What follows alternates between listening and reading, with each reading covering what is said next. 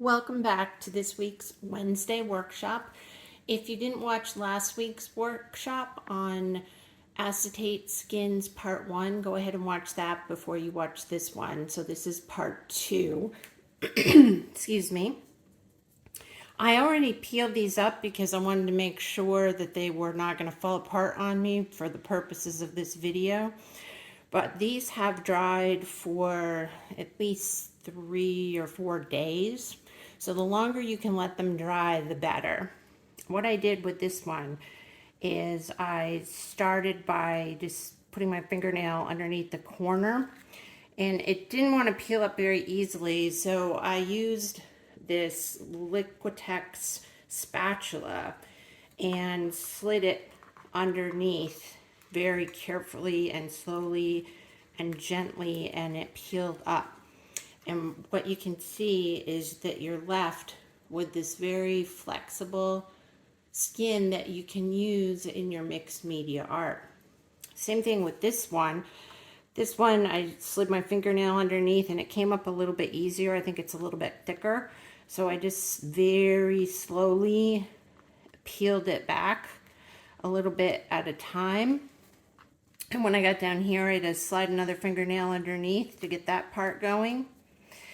And same thing, very flexible, very interesting looking skin. I'm going to pause the video here to show you what I'm going to do with these. On this particular skin, I used Golden Fluid Acrylic Quinacridone Magenta. This is probably my favorite color. And Fluid Acrylic Cobalt Turquoise, another one of my favorites.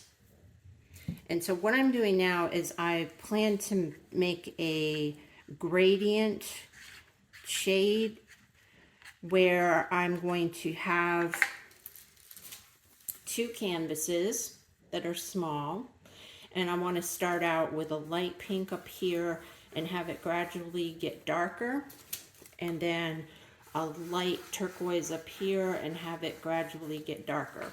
So I grabbed a paper plate and I am mixing color. I'm going to add a little more white to this because I want it to be even lighter.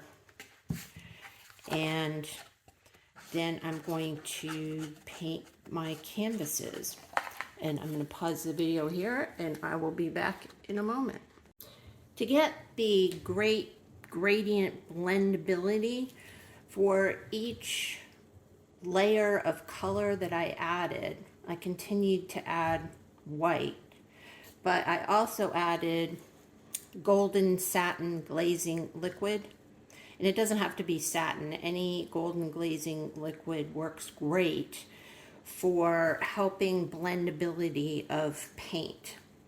So once these dry, I'm going to show you what I'll do with the acrylic skin. Be right back. I'm going to use this skin to show you how easily it cuts. I don't want to use the other one in case I mess it up, but it cuts. I mean, it's not like paper, but it's like a very thin plastic. So you can cut it into any shape that you want to. It's really fun and interesting. What I'm going to do with this one is use the lid from an old candle. I tend to collect different size circles. I'm going to put it on here and then draw a line with a Sharpie so that I can get a really good circle to cut. Now I've got my perfect circle. I drew the line with the Sharpie on the back so that the line wouldn't show. And the next thing I'm going to do is cut it in half. Okay, so here's how I cut up the pieces. I cut the circle in half and put 1/2 on the bottom canvas, 1/2 on the top canvas, and then I used the leftovers to cut small circles. And I will probably add more to this, and if I do, I will put a picture in my newsletter and show you what the finished piece looks like. Thanks for watching. See you next time. Bye-bye.